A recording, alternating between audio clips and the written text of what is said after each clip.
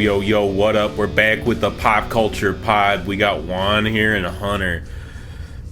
Represent. Who are you? I'm Ryan. Everyone knows what my name is. Are you kidding me? I'm the highlight of this you're show. not particularly wrong. The only reason people listen is for the off chance Ryan is going to show up on the podcast and talk about Final Fantasy. They need a break from us talking about Halo and Star Wars. It's like, Jesus, can we talk about a different franchise for the 18th time? Yeah, I was going to start with Star Wars talk, actually. Well, not particularly Star Wars specifically to save your friend from it, but more so, our dear listener from it. More so, I'm almost completely caught up on The Mandalorian again. Mm-hmm. And Carl Weathers is, obviously, one of the main side characters. He's somebody who's, very reoccurring.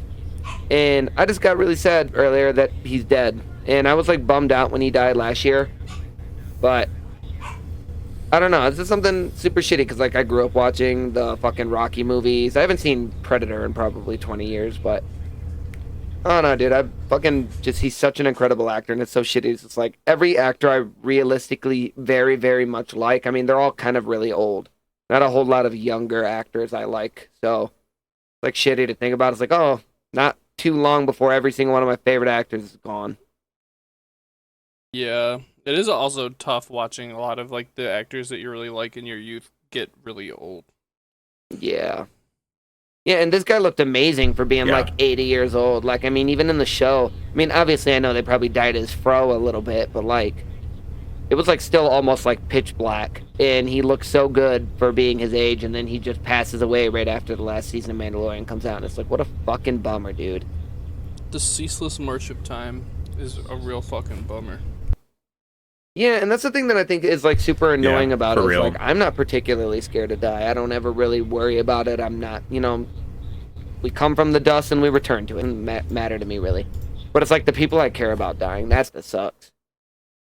I get that.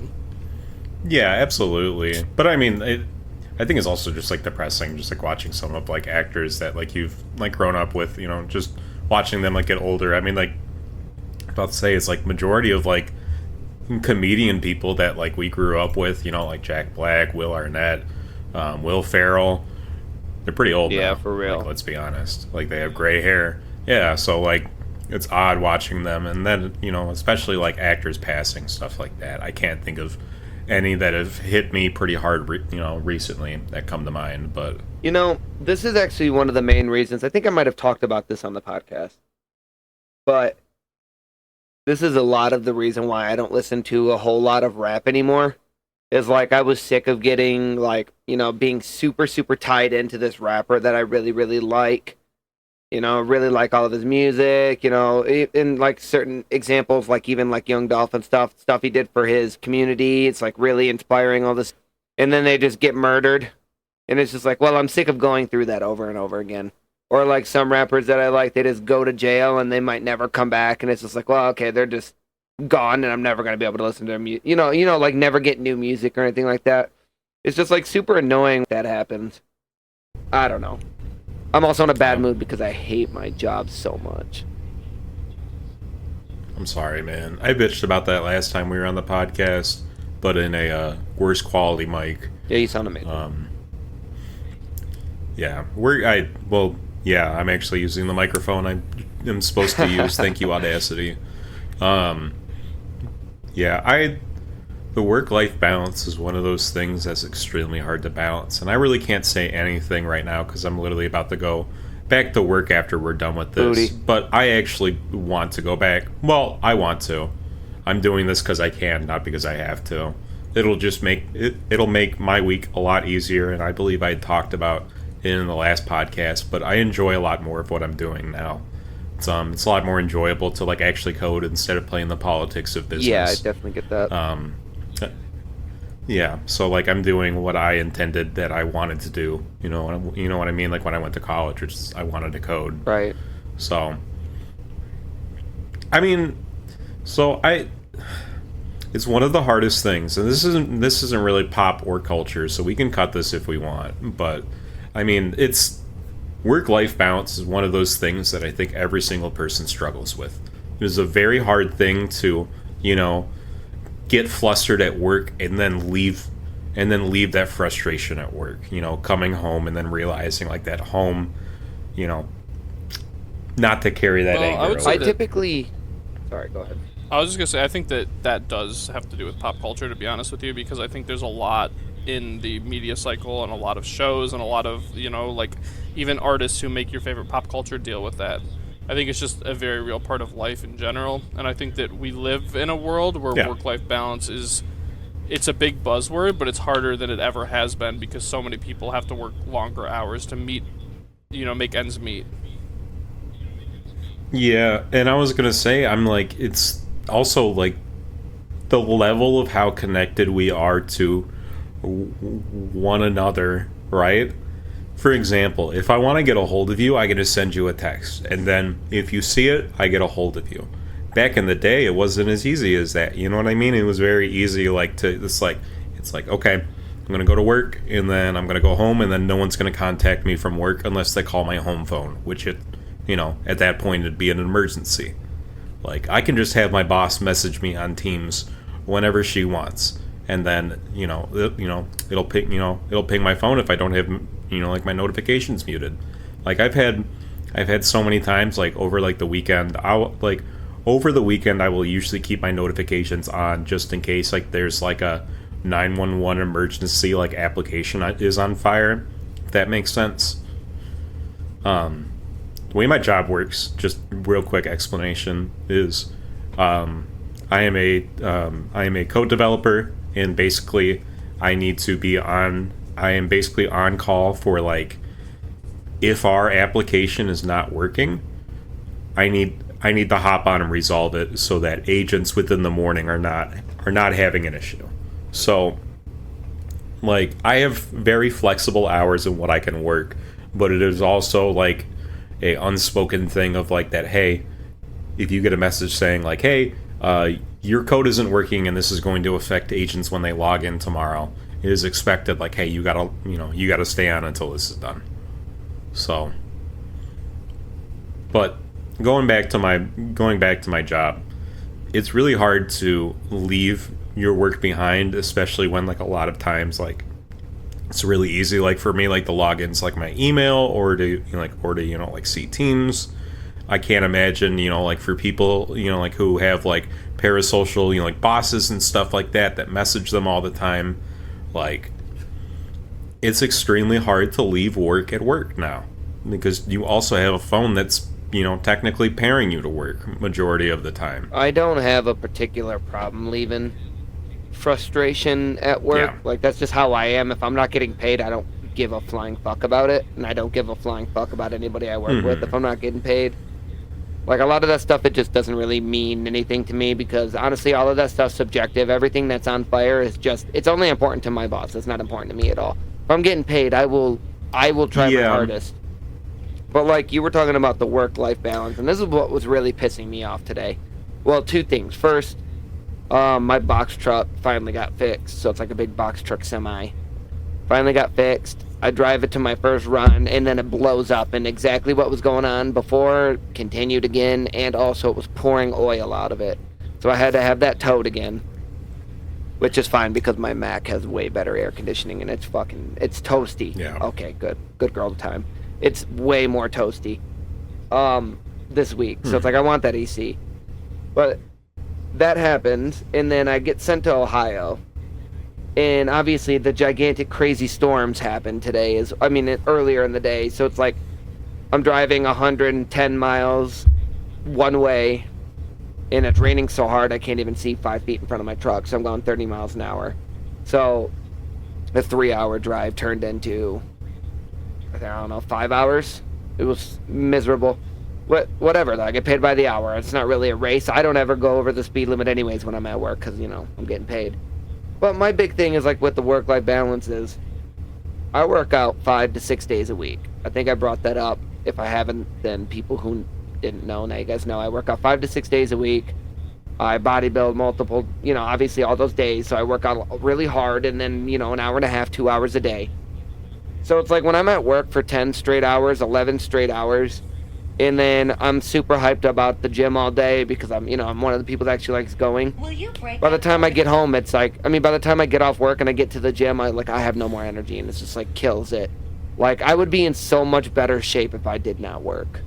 And it makes me so fucking miserable knowing that literally something I have no control over is hampering my progress in something I care about. And it makes me so fucking mad. Mm-hmm. Yeah, that makes sense. I mean, I don't know. For me, like, I maintain a code base that is running all the time. It's something that I created, you know what I mean? So I have some personal feelings about it, in terms of, like, my programs that run, if that makes sense. Like, they don't matter in terms of, like, them working properly does not affect me, right? In terms of, like, financials or anything like that, but it is a pride thing. I want my programs to work. I want to be proud of my programs. I want to fix anything that's wrong with them. They are like my little work children. I don't know how to explain it properly, but I am very protective over them.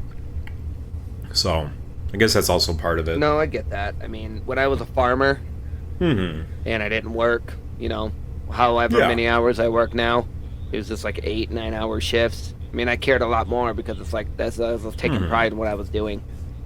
Now I don't really care. Literally the factory could be on fire and the minute it's time to clock out, I'm just like, well, guys, let me know if I'm coming in tomorrow. Like, I just straight up, I genuinely don't care. And my company I care even less about because it's like, I mean, I don't particularly mind where I work in specific. It's definitely one of the better places I've worked. But, like, I mean, I bust my ass and then, you see very minimal returns. And it's just like, well, I don't care then. Like, I just don't give a fuck. The minute it's time to go, bye. We also live in a world that for a lot of, not for everybody, but for a lot of people who work, like, no matter how hard you do or don't work, the mobility doesn't really exist to go anywhere with it. Yep. And that's contextual to what type of job. There are jobs still that you can work up or whatever, but a lot of people and a lot of jobs, like, you're not going anywhere, and the harder you work, the worse off you are at your job. And also the more you end up getting put on you without getting anything from it. Yeah. Yeah, it's just super annoying, and that's why I've been kind of grumpy. It was a hard month, and then I finally have a week that's kind of calm, and then it's just not. And it's just like I hate it more than anything else. It's just so stupid, dude. But it's just one of those things where it's just the ebb and flow of life just messes up a groove so much. But I think trying to ease into the fact of, like, that no day is going to be perfect, right? That is just reality. Even if, like, true, it's true. Well, even then, I mean, like, hell, I'm gonna be real. I went and saw you guys the other weekend, and I had to, like, step away a few times, like, because, like, I was having, like, a mental breakdown. But, like, I literally just missed a promotion that week. I was feeling like shit, and just stuff happens. You know what I mean? But it's a matter of rolling with that, right? Which is what I did. I went and stepped away. I went and dealt with that shit, and then I went and came back. So nothing's ever gonna be perfect. That's how life is. Yeah, I mean, I only have one aspect of my life that I dislike, and I dislike it more than anything in the world, and that's working. Every other aspect of my life I actually am pretty happy with. I don't typically have bad days when I'm not at work. Yeah, dude, that's me, legitimately. And you want to know what? It's one of like the largest things I struggle with is being unhappy with my job, and then getting out, and then I'm just like grumpy about it, or like I'm like randomly, like having, like I'm having like a good day, and then like my brain's like, oh, do you remember what happened at work? Didn't that fucking suck? And then my brain just goes downhill. I think a lot of people deal with that. I think I'm very, very privileged in the fact that I do not have that, and I recognize that most people just don't have that ability to just not give a flying piss until they get back to work. And I do feel bad for people. Because when I was younger, I definitely did carry it a lot more. But then I remembered, like, especially back then, because I'm not underpaid by any means now. I mean, I do okay. But, like, back when I was underpaid, I cared a lot more. And it's like Hunter was saying, I mean, a lot of what comes from your work, good or bad, it's all kind of just by chance. I mean, it doesn't matter if you're the hardest worker in the book. If they don't want to promote people or they don't want to treat those people right, they're not going to. And a lot of the times, if you do the bare minimum and you're just there and you show up, great stuff can happen. Like, it's all just by chance. That's why I just don't care anymore. I've had better stuff come from doing the bare minimum and making sure I do what I do right than anything else. I'm on the opposite, where I need to do more than the bare minimum for my job now, which means that I need to get certificates and I need to show myself off more, because that's essentially what they told me when I did not get my promotion, which is that I am like just showing up and doing shit, and I'm like, that is absolutely not. It's past good real time, right? Cool. I do more than show up and do my shit. I think that even like I've gone to go and play games with Hunter like once or twice, and then and then been like, hey, there's a prod emergency. I've absolutely gone above and beyond, but they don't believe that. So we're gonna go with it, and we're gonna go on with my life. We're gonna go on with my day. I'm gonna work harder. I have 2 certificates I'm working on right now. Well, you got to keep 2 things in mind. One, it's, big business is just booty cheeks, and they're just lying to you to make you feel bad, because that's how they keep power over you. That's how all businesses keep power over their workers, is putting them down, even though they know for a fact, because there's, in your job specifically, there's clear evidence that you do more than the bare minimum. Like, they have proof. They just have to look at a computer and be like, oh yeah, Ryan wasn't lying. But they make you feel like you're lying, so they keep power over you. So, they are not, real quick, they are not fully incorrect. I absolutely have been kind of coasting by for about half a year now. Do you do your job? For that is because they've told... Yeah, then absolutely. How are you coasting? I do my job because they want me to do more than just my job that's showing up. They want me to proactively work on things. They want me to proactively say things, proactively, like putting in like error checking, like for like the system. I mean, if you're doing everything in your job description, then that's not coasting. I don't understand what you mean, because they're asking you to do more that they're not paying you to do. TLDR, they want my profile, my resume to grow larger. So that means certificates, that means taking on extra responsibilities, you know what I mean? Like leading projects, leading initiatives, stuff like that. That's what they want me to do, to be that promotion range. So, there was a thing I told you. I said I had 2 things to say. The second point that I wanted to make to you, Ryan, and I think anybody listening should keep this in mind. I don't think being stagnant in life is particularly good or bad, and if people feel like they want more out of life, then, that's perfectly fine. Do whatever you could do to make yourself happy. Put yourself at a point where you feel happy. But the thing I gotta remind you, Ryan, especially because it literally sounds like you're trying to be bullied into doing more work, and then they will probably still not give you a promotion for some other bullshit. The thing that I wanted to say is, if you're happy with the money that you make to survive, and you like what you do enough to not want to die, I mean, you don't always need a promotion to feel validated in what you do, but I know for a fact from what you've told me that they want you to do more work for less money, for the possibility that they give you more money eventually. It's the possibility. Yeah, it's not even like more work, like working extra hours, right? It's not that. It's just like investing in myself as a developer, if that makes sense. I get that. Right? So expanding my resume is their main thing, right? I want to be doing things that I can put on my resume, being like, I went and led this project. I went and led this project by investigating this, this design and then implementing with this program. And then by doing that, I was able to, get this output. Certifications, stuff like that. They want heavy-based things, which I don't blame them. That makes sense. But that's just not what my job's been. I've been trying to transition for about a year now. Yeah. Right? Like, I've been trying to wean myself off of a team because I've been, because I've been told that I'm going to be transitioning for a year. And now I have transitioned, right? I'm enjoying my job. But, fuck. For a year, I hated my job. I didn't want to do any of this shit because I had been lied to for a whole year. Yeah, right? I feel that. Because, they went and kept on telling me, hey, one more month, a few more months. That's kind of what's happening in my job, so I understand completely. Yeah, but I've made it. And then one of the other things, to keep in mind is that no job is permanent. I really like working at coworkers that I work with at the moment. I like the stuff that I work on. I said we're cutting that.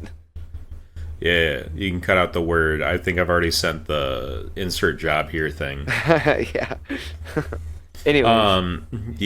Anyways, so I like my coworkers at blank, but it's I'm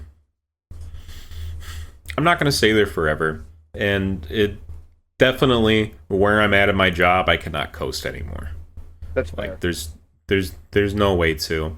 But it's also I'm being handed work that I actually want to work on instead of working in a language that I have no passion for and I don't want to pursue a future in. So that's why I wasn't doing anything above and beyond, because why the fuck would I pursue something that I don't want to do, or I'm not going to be doing in hopefully a month. Yeah, I get that. They had told me for a year. Yeah. So yeah, I want to talk about something. Go ahead. Happy at some point. Yeah. So yes, I'd like that we should now talk about another thing that's really depressing. I think it's time to talk about. All right. The other show I'm Crinkly watching. Fries. Oh, okay. What were you gonna say, Ryan? we went on two different parallels. I was about to say, I'm like, all right. My fucked up thing is that crinkly fries are better than regular fries. Oh, hot take. Hot take. I think it depends on, to be honest. They need to be super crispy and actually well done. Some crinkly fries, if they're too soft and not crispy, they suck ass. I honestly don't even have a favorite type of fry. It just depends on how each one individually is made. Because I've had curly fry, Arby's, really good curly fries. I've had really good steak fries. I've had really good waffle fries, etc. I'm partial to seasoned fries personally, but it just depends on. Real talk. I'm looking at the two major, when you think about burgers and fries and shit, it's In-N-Out, Shake Shack. Shake Shack has shitty fries. In-N-Out has the worst fries I've ever tasted. Oh, there go our sponsorship deals. That's fine. I don't give a Jesus shit. Christ. I'm just kidding. We went to California, right? And the fries are just, there's no seasoning. They're super limp. Maybe it was just the location I went to, but it was pretty miserable. The only thing that was good is that you get it animal style, and then there's 10 pounds of shit on it, and then it makes it good. But the fries on its own I sucked. need my fries to be at least half mast. They can't be limp. Agreed. Agreed. I no give. I don't want them to be crunchy hard. Half mast is fucking crazy. That's fucking crazy. You thought we were just gonna let you slide past that? Half flaccid fries, yeah, dude. That's what I'm saying. I do not want a completely flaccid French fry. I don't want a half boner fry, dude, and that's not in my book. I don't think it should He needs his fries to be like Diddy around baby oil. Oh my. Okay, cut Truth. that. Oh goddamn. I'm like, I'm trying to think. It's like some of like the best fries I've had is shout out Eastside Fish Fry, sponsor us. Yeah, Just some gas. I own your hat. I own the hat for Eastside Fish Fry. I wear it every week. It's so fucking good. This shit. That was one of like those. I'm pretty sure I said it on a podcast, but like I was watching Dine-ins, Drive-ins, and Dives, and then I saw it, and then I was like, Bailey, we fucking have to go here. And then it was like they have some sort of, it's like a pig skin. It's like fried pig skin or something, but it tastes like bacon, and it melts on your tongue, and it is the greatest thing I've ever tasted, and nothing has lived up to it. I feel eternally disappointed whenever I eat bacon now. Their French fries are so good there too. Speaking of good Parmesan, fries, baby, so Parmesan. Do you want to know what like the funniest thing about like their Parmesan chicken baby. tenders is? What? The funniest thing about like their chicken tenders is that it's just like well fried chicken tenders and then ranch powder and some other seasoning that I cannot figure out. Cajun, probably. Some sort of Cajun. Probably seasoning. Cajun. It's like salt or pepper. I don't know. It gives Maybe it some some sort of beef fucking nuts. pop. Yeah. Yeah. I mean, they're literally named yeah. Eastside Fish Fry, but their fish is perfect there. Like, it's amazing every single time I've gotten it. I'm super iffy about fish is my issue. I'm not like the biggest seafood person, so like the texture, I don't know. I'm a little bit I can't say that word. Cut that part. You're too good for hundreds of thousands of years of humanity eating fish. You're just too good for it. I get it. It's a texture thing. It's like raw tomatoes. I don't know what it is, but like it makes me want to vomit. Grabs that shit right out the pond. Yeah, I'm like Goblin style. dude. I have not had sushi, and I think about it's been a year and a half, and I don't think I will for a long while. I got food poisoning from a sushi restaurant like a year and a half ago, and have not risked it again. I mean, when you get food poisoning at sushi places, you're most likely have gotten it from the white rice and not the fish. I do eat a lot of rice. And also, you can get food poisoning. I've gotten food poisoning at freaking places that sell French fries and chicken. That doesn't mean you'd never eat French fries and chicken again. You can get food poisoning at literally any restaurant that mishandles food. I don't know. Sushi was never my favorite thing. You know what I mean? Like No, I I'm don't. like a bigger like You're I. wrong. I like Explain it like I'm a child. Why don't you like sushi? I'm just kidding. cucumber. Cucumber fucks. I hate cucumber. It's a texture thing again. It's too crunchy. What? And it tastes I don't mind weird. cucumber myself. Oh my god. I know. I'm awful. Real Tomato quick too update for the mushy, podcast. Cucumber too crunchy. This motherfucking Goldilocks ass bitch right here. He is a white guy. He True. says that he watches dine-ins, drive-ins, and carmobiles or whatever the fuck he said. And it might have been one of the whitest things I've ever heard this man say in my life. I'm gonna say another super white thing. Okay. Oh my god, dude! I've been watching Top Gear again. Dude, me That shit's too. been so Me good. too. I'm on like Oh season my 5. Yeah. Hell yeah, dude. I just installed I've been kind of in like a weird. I don't know what to call it. I have not had any games recently that have been itching anything. Right? I have not wanted to play any games for like the last 2 weeks. Like Jimmy and I played football. Shout out Jimmy. Fuck you. I'm gonna beat you next time. I reinstalled it, by the way. Hell yeah. The new game comes out next month. We'll have to do a dynasty because it's crossplay now. But like other than playing like football with Jimmy, and then I'll play card games on my laptop. You know what I mean? Like I play Pokemon TCG, and then I play Magic because and also One Piece because I'm a little crackhead. Quit lying. We know you're on those online casinos playing blackjack. No, I do like blackjack. I do love casinos. I do. Well, real quick. It's quick tip for everyone out there: just sign up for a bunch of casino things, and then randomly just Lose your fucking house. Then lose the house. no. Don't spend any money. If you just sign up for them, All of they the will money. just send you they will just they will send you after like a few months, you know, like just being like, hey, we miss you. Here's like a $10 casino credit, or you know, like sports gambling credit, and then you just cash in on that. I mean, $10 is but like I'm signed slot spins most places. Let's be for real. Yes. The last time I was I've talking doubled it to on Ethan, blackjack. we were talking about going to the casino, and he was like, listen, guys, you can never really lose in the casino. You can either win or you can quit. You can win or you can quit. Every time you lose and you step away from the table, you're not a loser, you're a quitter. You just got to keep on going till you win. That is so true. Amen, brother. Crack addicts be like, cut that. Please cut that. Please cut that. I'm leaving that in. I'm actually just going to... I'm making that the intro. That's actually going to be the title of your the place episode. of employment and crack. It's giving crack? God. I'm just saying, put 1,000... I know, we tried to pay our wedding off last week, and they wouldn't allow me to pay it. They literally... I had the money in my hand, and the lady was like, I'm not fucking taking that money. And I was telling Ethan and Dylan about it, and Ethan was like, you should take that shit to the casino right now. Put it all on black. Double it right quick. Double it. And I almost fucking wanted to go. Dude, I wanted to go to the casino so bad this fucking weekend, dude. So goddamn bad. So, this is, I was just talking, I just texted Jimmy.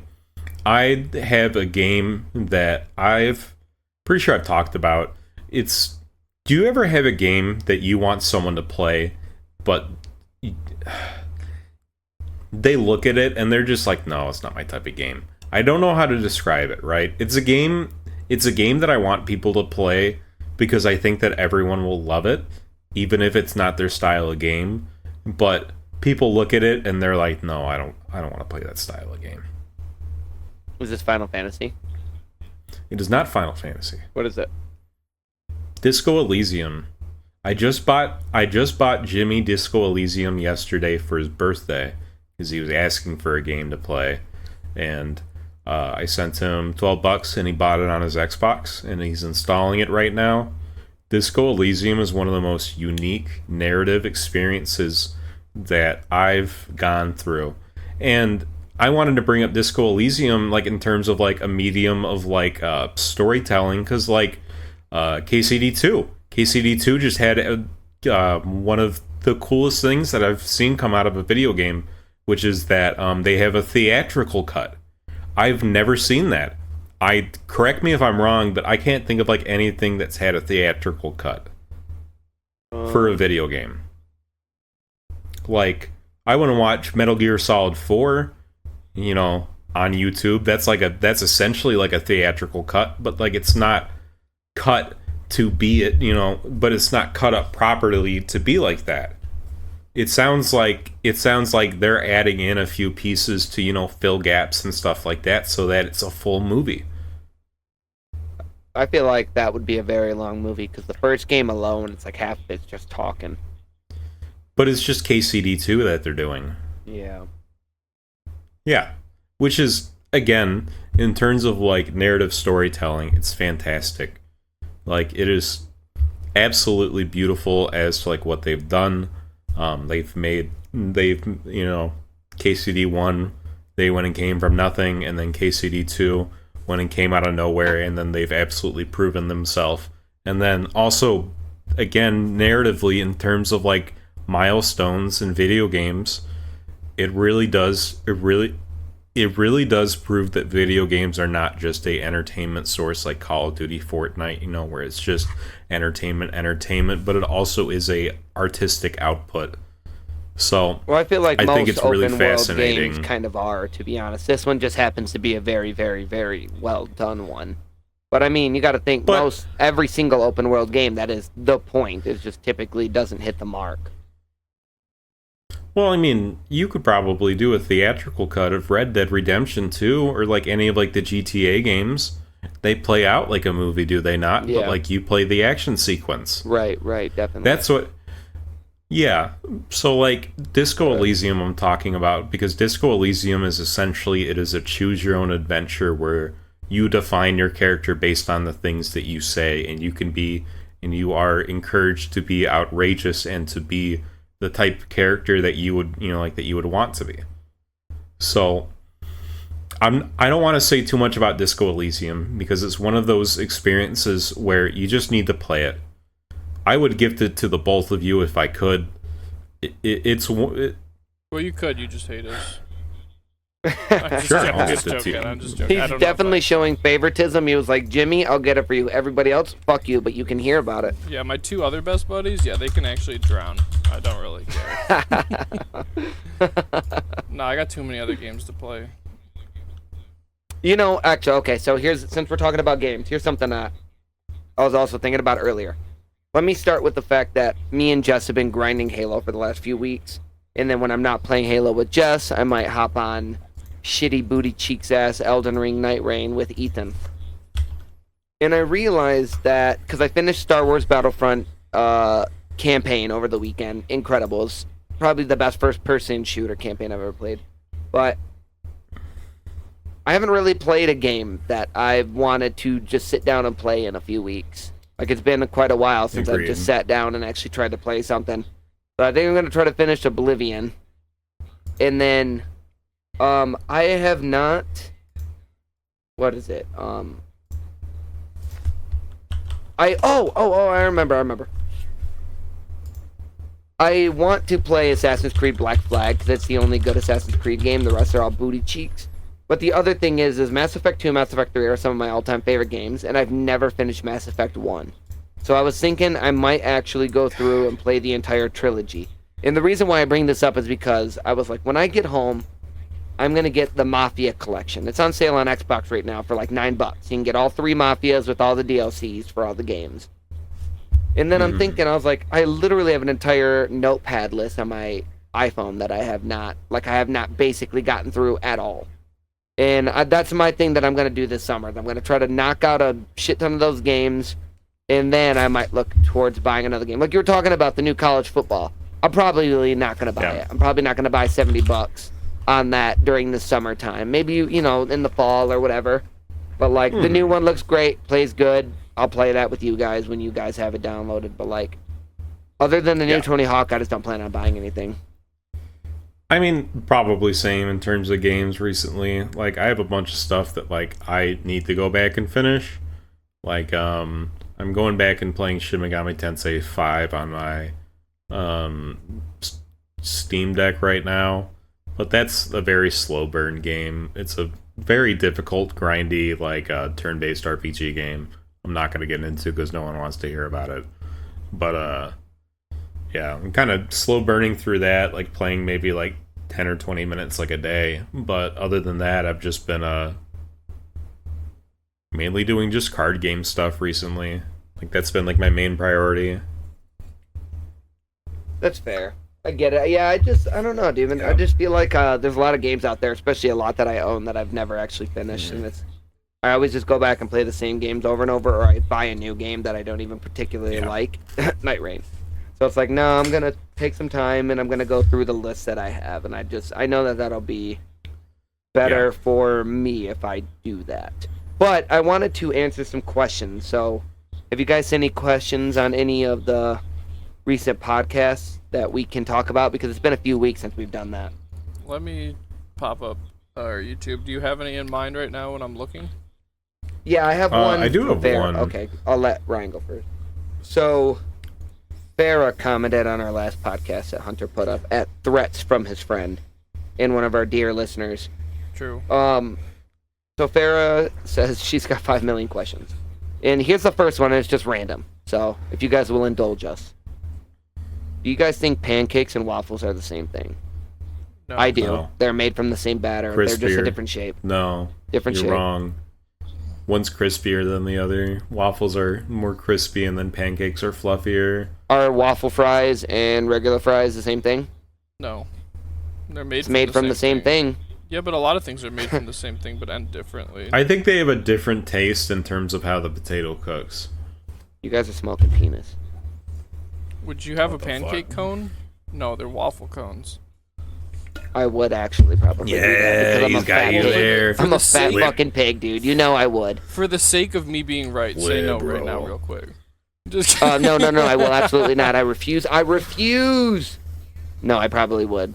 Because me and ice cream, we get dirty together. We We do some naughty shit, my boys. All right, I got another one for you. She said, I think she misspoke it a little bit, but she said, can you explain the differences in frame rates? Because I personally don't see a difference. So real. And the best way not true, not so real. So real. The way that I describe it is that you don't really see a difference until you get into like the higher ones, and then you go back to real low frame rates, and you're like, Jesus Christ. Especially if you're playing the same game. So like if I'm playing a game at 30 frames a second, and then I play a game at 120 frames a second, it's the exact same game. Like, it's extremely noticeable. But also, like Hunter had pointed out the one time, which I think is probably one of the most important points to keep in mind about frame rates, is it really just depends on the game that you're playing. The majority of video games, frame rates do not matter, especially the types of games that Hunter likes to play, you know, more indie, more low-key, a little bit more story-based, especially Ryan, too, more story-based games. It's not a particularly big issue what the frame rate is. It's more so about, like, are you enjoying what you're interacting with? Also, but if you're, like, playing, like, a big open world, like Elden Ring, Witcher, Fallout, I mean, you'll notice the difference between 30 and, like, 60 and 120, blah, blah, blah. What were we saying? I was going to say also a piece of this, too, is just, like, what frame rates actually are, because I'm not sure if that is part of the question as well, is just the frequency of the images that are being displayed in the animation or in the video game. Yeah, so, like, as you're moving in a circle, how many times is your movie or your video game console, like, how many times is it refreshing a new image into that circle? So, like, if you're getting a real... Oh, here's a good example. Like, if you watch old Lord of the Rings movies, if we're going to take it away from even, like, video games, because I don't know if she plays video games, so let's try in a different context. If you watch the old Lord of the Rings movies, I think they're 24 frames. 24 frames a second. If you watch The Hobbit, it's 48, I think. 48 frames. So it looks very different on your TV. So, like, if you were to watch them back to back, you would notice as they're panning that they're... Well, you might not, but if you were to look for it, these are things that you tend... Like, you probably don't give a shit if you don't actually know about them. Like, if you're watching the two Hobbits and you watch them in a row, you'll see that there's, like, differences between Lord of the Rings and The Hobbit in the way that it pans across the screen. All right, guys. Well, that's definitely been cut. Long-ass fucking break. No, you're fine. I'm just like, frame rates are such a hard thing to explain. It's one of, like, those things where, like, you just have to see it with your eye. Because it definitely is. It just is how smooth the image is, ultimately. It's how many frames are generated each second that it's happening in front of you. So does it feel choppy? Like, if your frame rate was, like, 5, you would notice, because it's like there would be 5 images displayed before you in 1 second, which is enough for your eye to be able to see, you know, each individual image within that time frame or whatever. The more frames that happen, the harder it is for you to tell the difference between each individual image. So it all blends like together. Steamboat Mickey, I think, was like 15 frames. Steamboat Mickey frames per second. We have Google for this. Goddamn right. We have technology. It was, Steamboat Mickey was animated at 24 frames per second. So it's one of, like, the first real cartoons that was put out, like, colored. Also, another good way to explain it is if you're familiar with Tim Burton films or any type of claymation like Wallace and Gromit, is like those are literal stop motion. Each individual clay figure is a frame, you know, that's sitting there, and then they move it a tiny bit and they take another image. So you can think about the frames like each clay doll or doll in any of those movies, like each movement that's happening is a frame. Yeah, I like my claymation at 120 frames, so, you know, I only get one movie every 8 years. Shout out to... Did you guys watch the, Did you guys watch the new Wallace and Gromit movie that came out this year? No, but I've actually wanted to go back and watch all of them, so I will try to do that. That's what... I like the Were Rabbit That's one. what Mariah... Yeah, that one's that's good. what Mariah and I did. We went and went back and watched all of those, and then watched the newest one that's on Netflix, and it was fantastic. Is it it's Vengeance Most Foul? I'll have to watch that one. I'm a big fan of all the claymation. I think it's an awesome art style. I do like claymation the penguin's myself. back. A dying media. Speaking of, Mm-hmm. we talked about that a lot of podcasts ago, but another. I don't think it is, because you got to think about It's it. not that it's a dying... Animation it's not would that have it's- killed it off if it was going to die, and it did not die Yes. when Pixar rose to fame. Like, it is literally like an art form that people...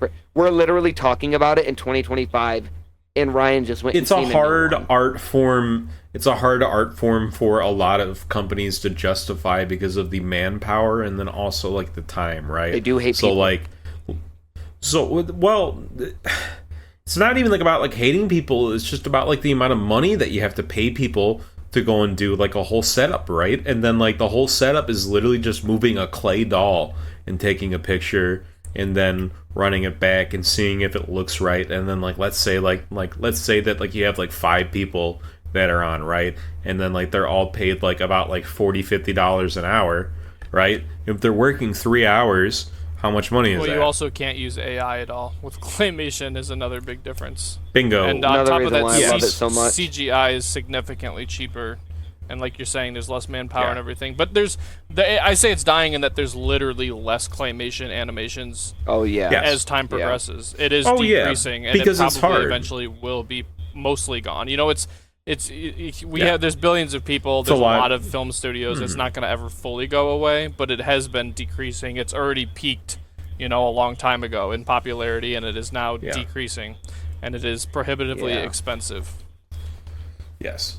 There's a reason why you don't see anyone who's coming into like the business that gets started off claymation.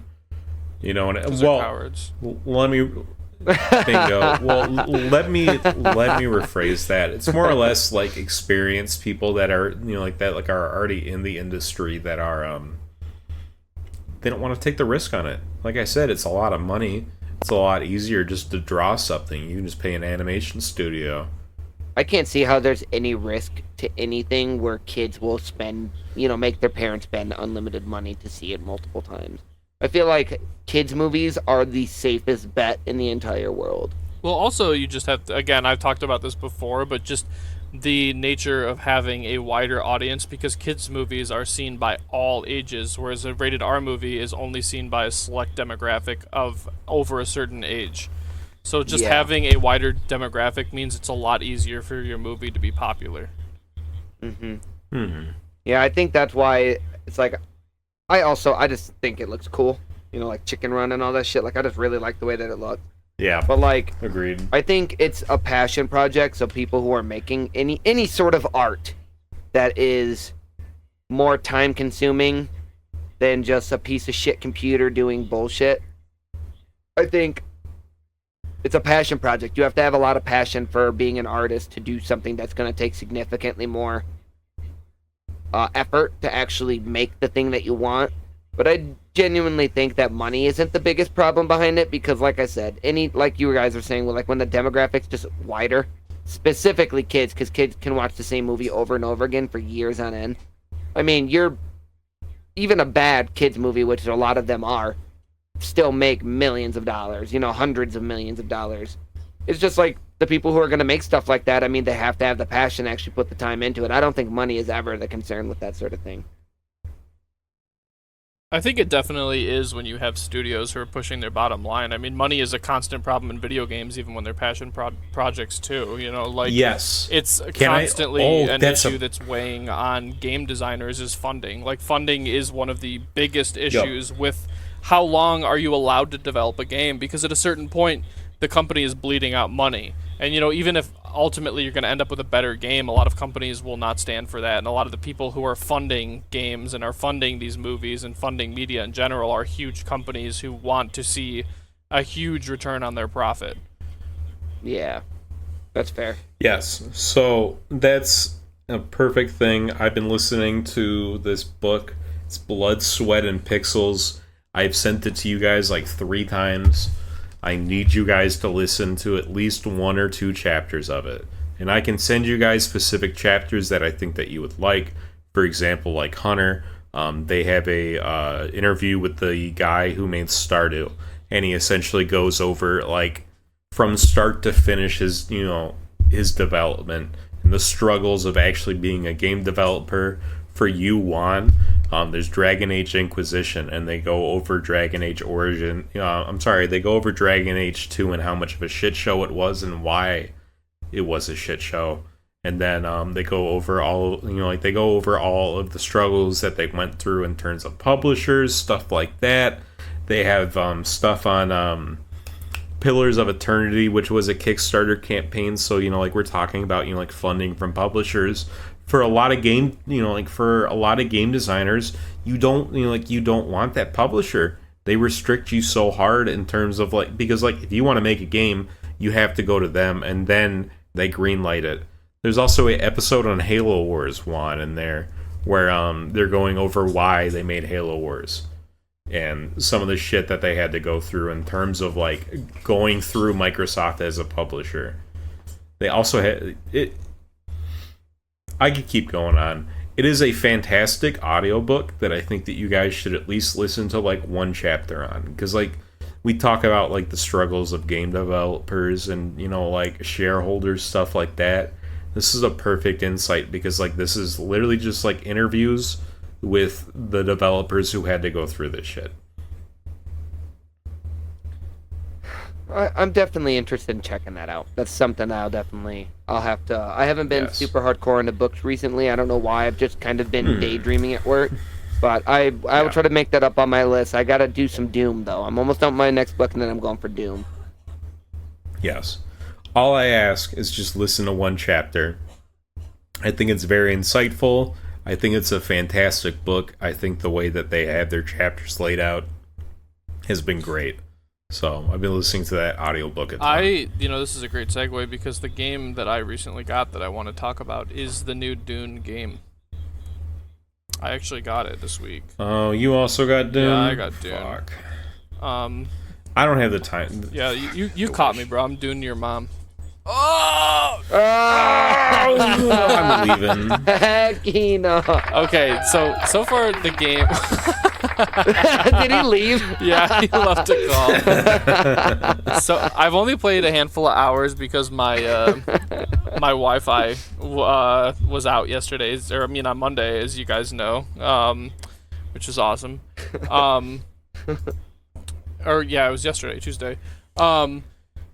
So I only got to play a little bit on Monday night, but so far, very cool. It's a survival style game like Ark, but water is the primary survival focus, which is very thematic with the books and being on a desert planet. And so far, it's a lot of fun. I'll have a lot more to say about it probably by next podcast because I'll have more time in. But so far, I very much like the amount of things that there are to do in the survival game that are fun, that are not PvP, which is really cool. But I haven't really even gotten to do very much PvP yet, so there's a whole aspect of the game I haven't gotten to do yet. So it's another cool feature of the game is that despite it being a survival game, there's actually a class system, and you can pick among the different societies and different groupings. So you can be a Bene Gesserit witch, you can be a Mentat, which is the superhuman computers, you can be a sword master, you can be a soldier, and all of them have different special abilities, perk trees, bonuses, and different things that make the class good, which is really cool because that is not a common feature in survival games. There's usually things you can level up, but they're primarily just stats. So I'll be talking more about that next week when I have more time into it. But so far it feels very fun. That sounds awesome, dude. I didn't even know anything about this other than when I think you brought it up for 1 second last week. So I'm excited to hear more about it. Yeah, I chose agreed. to be a Mentat, which is the human computers. And that makes sense. I'm a huge Dune nerd, so I even went to one of the name generators for the Mentats and got a name from the name generator to be thematic. But I picked him because he's all about sniping and poison, and I'm oh yeah, that's literally all I want to do in video games, so this is an easy choice. But my second choice was the Bene Gesserit witch because they get to do really sweet stuff too. But all the perks actually feel pretty impactful, which is really cool. And you get to level up by just doing stuff in the game, which is cool. There's all sorts of trials where you go and take spice, which is the drug that gives you precognition, the ability to have prescience and see to the future, possible futures or whatever. So you go and take them in a ritual. I almost just called it Dune Fent. Yeah, Dune Fent, basically. But you go and you do those in different trials, and then you do different missions while your character's like tripping balls, and it's really cool. That is pretty sick. And there's all sorts of different vehicles, and like one cool feature of the game that is also thematic is that like you're in a desert. So there's open desert, and then there's like rock ridges, hills, mountains. Well, the hills and mountains are the safe area. So that's where people's bases are, and where like you'll find scavengers, which are like AI character, or like AI or whatever, and you go and fight them and rob them or whatever, and take their blood, take their moisture, because you're in a desert, so you're recycling all of their body's moisture. Well, in the open desert, that's just like the open sand fields or whatever. If you're out there and you're making too much noise, that's when the worms come. The Shai Hulad and the grandfathers of the desert. Sorry, I'm a huge Dune. I gotta show you. I gotta show you one clip that I saw from Dune earlier today involving the worm. It was this one streamer being like, "I just went and crafted these boots so the worm can't hear me," and then there's this there's this guy behind him that just speaks on voice chat that's just like, "Oh man, that's pretty sick." And then this dude is just naked with no boots on and is just stomping. And then you just see the streamer go, "What the fuck are you doing?" And then the worm pops up and eats them both. Yeah, it actually feels scary when the worm is like getting closer to you and your game is shaking and like the music's getting more intense or whatever. It's very cool. It gives kind of a survival horror aspect to the game a bit, which is nice. But I'm excited to play a bunch more of it. I'll have more to talk about, like I said, next time for the pod, but that is something that I just started getting into. And the other thing that I wanted to bring up and touch on is I have been watching the show Yellow Jackets. Are either of you familiar with that show? I've heard of it, but I tried to watch it and I could not get into it. I watched like the first episode and I don't know, it didn't hook me. Well, I think the show is super good. It's very addicting. I think the first episode sets it up, but it's definitely not nearly as exciting or dramatic as if you watch a couple more episodes into it. But that's up to you. You know, it is a show. I don't think it's for everyone or whatever. But once they get into the survival nitty gritty and the social politics and everything, it is very, very good. I'd highly recommend it to people listening and you guys as well. But there's 3 seasons out right now. I'll be finishing season 2 probably tonight or tomorrow. It has been very good. I like it a lot.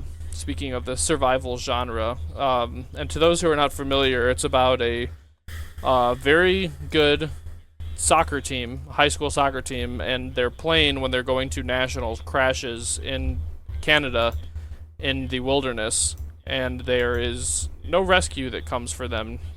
So they're surviving and dealing with the reality of that, and it's kind of jumping back and forth between when they're teenagers and living in the wilderness and what their modern life looks like now after having survived the wilderness, and how messed up their lives are basically because of it. And it is very, very addicting. Some of my coworkers and I have been talking about it a lot, and Bailey and I are watching the show, and it's very good. But that's something I'm gonna have to put on my list. My list should be freeing up here within like the next week or 2, so then I'll have a lot more time to I think dedicate to actual newer shows. I think you and Jess would like that one for sure. There's also, it's a really good one for like, as you're watching it unfold or whatever, you can kind of like talk about conspiracy theories, because there's a lot of unknowns and known information, and like there's a lot of stuff that even 2 seasons in we don't know or whatever, that we're still trying to figure out and feel out. And like it's one of those shows that's very good for like trying to like think of your own fan theories as to like what's gonna happen. So that's super exciting. That's one of my favorite part of shows. Is like being able to do that. There's a lot of twists in the and validation turns. When you're right. Yeah, I have been not right about very much so far, to be honest with you, but that is awesome, because I tend to be pretty good at guessing how shows are going, so I feel way more excited and into it when I'm wrong about stuff and it's not super obvious, you know? Yeah, I get that completely. And also it's like my favorite genre of media, which is like everyone fucking sucks. Everyone is a bad person in some capacity, and you just like have to pick who your favorite bad person is. Yeah, I mean, that's usually how it is with like a lot of great shows. I mean, you're going to get the best from the worst, and that's why it's a lot more entertaining. Mm-hmm. This is what I'm going to be doing as soon as we're done with the podcast, is I'm going to make dinner and then watch Yellow Jackets with Bailey. It's going to be awesome. All right, I can take a hint. You guys have anything else for us? Yes. Silent Hill 1 was just announced. Team Bloober, the same people who did the Silent Hill 2 remake, is doing Silent Hill 1, which is sick. I am extremely excited. I think I've said before that I played the Silent Hill PS2 game, and then I ended up playing the remake like 7 times over to get all the endings. Silent Hill 1 is going to be an absolute trip. I think it's some of the content in there is more disturbing, so I'm interested to see how they approach it. But in terms of, I've seen that they are not shy to still include that content in terms of a very censored lifestyle that we have. Like, I really hope that they don't cut most of the stuff. So we will see how it goes. I'm super excited. I think that Bloober team will do a great job with it. I also beat Final Fantasy 16. That shit is done. I beat it in a single week. If you've never played it, go play it. Mariah, don't tell me that I'm a little Final Fantasy nerd. I'll cry. All right, well, that's it. I appreciate you boys for joining us, and we will have more updates for you guys next week. Thank you for joining us. Yeah, this is it. Baba booey, baba booey, baba Have booey. a great one, y'all. Thanks for joining us. Don't forget to follow us on all social media platforms. We love you. Good night. Or good don't night. do it, please.